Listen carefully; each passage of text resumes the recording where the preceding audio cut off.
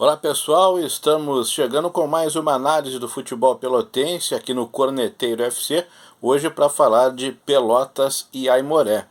Pelotas que perdeu mais uma, segue sem vencer na Boca do Lobo, e a derrota frente ao Índio Capilé custou o emprego do técnico Ricardo Cobalcini. Antes da gente falar mais desse jogo, pediu para você que participe, se inscreva no canal, acione o sininho para receber as notificações dos nossos vídeos e também acompanhe o Corneteiro FC nas redes sociais, Facebook, Instagram e também no Twitter.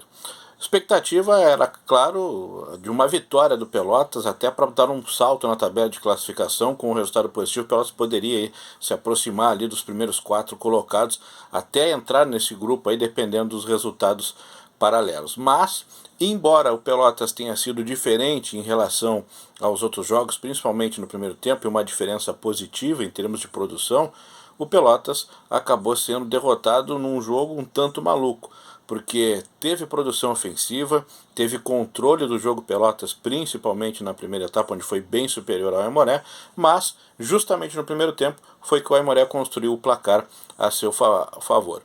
O Pelotas, que teve uma mudança na sua escalação, na sua formação em relação aos jogos anteriores, não tinha o Marcelo, o Ricardo Cobalcini, lateral, importante jogador pelo terceiro cartão amarelo. O Thomas foi escolhido, mas no meio-campo houve aí trocas táticas, técnicas do Ricardo Cobalcini. Tirou o Wesley e colocou na equipe o Zé Aldo, começando, pela primeira vez como titular do Pelotas, e lá na frente colocou o Marcão, que vem dando uma resposta bem melhor em relação ao Marcos Paulo.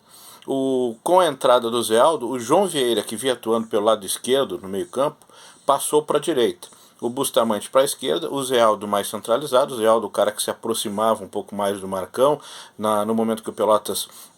fazia recomposição para defender, o Zé Aldo fechava o meio campo, e o João Vieira deu uma dinâmica muito interessante pelo lado direito, participando de várias jogadas do Pelotas, fazendo até, embora o Thomas não tenha ido mal, mas a movimentação do João Vieira fez com que o Pelotas não sentisse tanta falta do Marcelo pelo lado direito. O Bustamante não foi tão bem pela esquerda, aliás, ficou na média ali o Bustamante, um jogador que não disse a que veio ainda ao Pelotas em relação ao que ele apresentou em outras equipes e pelo que a gente sabe do potencial que tem o Bustamante. Mas Zé Aldo, João Vieira, o próprio Marcão deram uma dinâmica diferente do meio para frente na equipe do Pelotas, E como eu disse no início, foi talvez o jogo que o Pelotas mais tenha criado oportunidades de gol, mais tenha chegado em condição de definir e marcar gols contra os seus adversários frente aí ao Índio Capilé, que era uma equipe que não tinha uma marcação compacta, dava espaço para o Pelotas conseguia trabalhar, tanto que no jogo de hoje teve jogadas pelo meio campo, a bola circulou no meio campo, passando pelo Zé Aldo, passando pelo João Vieira, teve saídas importantes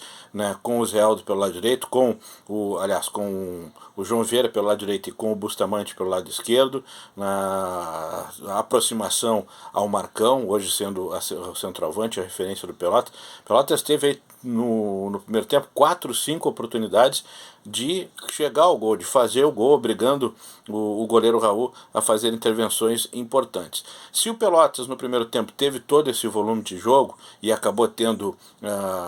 não tendo sorte, não tendo competência, tranquilidade na hora de definir, o Pelotas defensivamente não foi bem na primeira etapa. Também deu espaço à equipe do Aimoré. O Aimoré, que não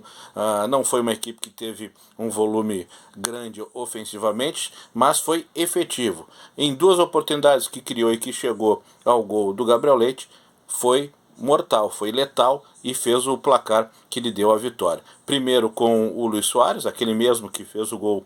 contra o Brasil, o gol da vitória do Aimoré frente ao Brasil na rodada de estreia do Gauchão, e o Guilherme Belé foi quem fez o segundo gol da equipe do Aimoré. Mesmo assim, o Pelotas, mesmo atrás do placar, seguiu tendo mais volume de jogo, seguiu construindo jogadas, jogando no espaço que o Aimoré dava, como eu disse, não tinha uma marcação compacta, não conseguia, dava espaço ao Pelotas, só que o Pelotas não teve competência para traduzir esse volume em gols. Foi-se para o segundo tempo e já no intervalo o Ricardo Cobalcini fez uma alteração ousada, mas no meu entendimento errada. Ele tira o Thomas, lateral direito, coloca como lateral o João Vieira, que vinha atuando ali na meia por aquele lado, e coloca no time o Marcos Paulo.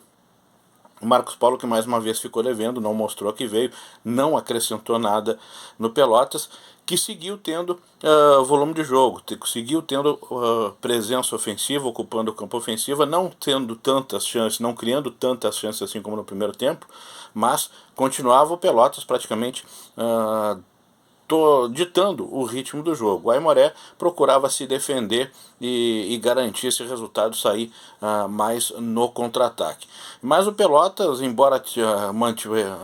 manteve, né, o Pelotas, embora mantivesse a posse de bola, o volume de jogo, o Pelotas não teve a consistência, não teve a força que apresentou no primeiro tempo. Foi um segundo tempo burocrático do Pelotas, criando oportunidades, chegando pelo lado, mas sem criar nada efetivo como foi na primeira etapa. Até que, num lance um tanto duvidoso, uma jogada pelo lado do João Vieira,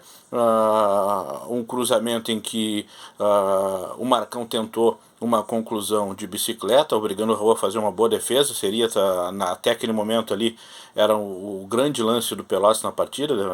depois dos 30 minutos, mas a arbitragem viu um toque no início da jogada, um toque na mão do zagueiro do Aimoré, marcou o pênalti e o Marcão foi lá, descontou para o Pelotas, e aí se esperava que o Pelotas fosse pro abafa, fosse fazer aquela pressão, né, e buscar o resultado de empate, mas na realidade não foi o que aconteceu. A partir do gol, o Pelotas seguiu com a presença ofensiva, seguiu ditando o ritmo de uma partida, mas seguiu burocrático. Não fez aquela pressão com intensidade, né, com força, e a equipe do Aimoré, a partir do gol, recuou as suas linhas, conseguiu compactar a marcação e aí tirou os espaços do Pelotas e começou a criar alguns contra-ataques. Teve uma boa chance com o Luiz Soares, num arremate de fora da área que assustou o Gabriel Leite, né, ficou por isso aí em termos ofensivos o Aimoré. Mas foi a equipe que depois do gol conseguiu acertar a marcação, impedir que o Pelotas chegasse na sua área e garantindo aí o resultado de vitória, complicando a situação do Pelotas. O Cobalcini ainda tentou algumas trocas, para mim errou ao tirar o Marcão e colocar o Mancha, não pela entrada do Mancha, que até quando entrou no último jogo deu uma resposta interessante, mas por tirar o Marcão, né, que fez o gol de pênalti. Em 2 lances anteriores ao gol ele deu assistência que poderia ser de uma jogada com definição mais forte para o Pelotas, acabou não acontecendo pela falta de competência aí dos atacantes do Pelotas, pela falta de sorte também, mas o Marcão mais uma vez deu uma resposta interessante e o Cobalcini erroneamente tirou ele da partida e o Pelotas ficou sem um homem que poderia definir nos minutos finais. Tanto que depois desse resultado negativo, a direção anunciou a demissão do Ricardo Cobalcini e procura aí um técnico para o Pelotas para a sequência do Campeonato Gaúcho. Nome forte é o de Jacques, né, Rafael Jacques, que comandou o São José, fez boas campanhas com a equipe do Zequinha. E assim foi, Pelotas e Aimoré, 2-1 para o Aimoré. Pelotas segue sem vencer na Boca do Lobo, complica a sua situação na tabela do Campeonato Gaúcho, tem o Grêmio na próxima rodada, jogo difícil, e agora vai ter que procurar um técnico. Tá legal? Lembrando você, te inscreve no canal, aciona as nossas notificações e nos acompanha nas redes sociais. Grande abraço!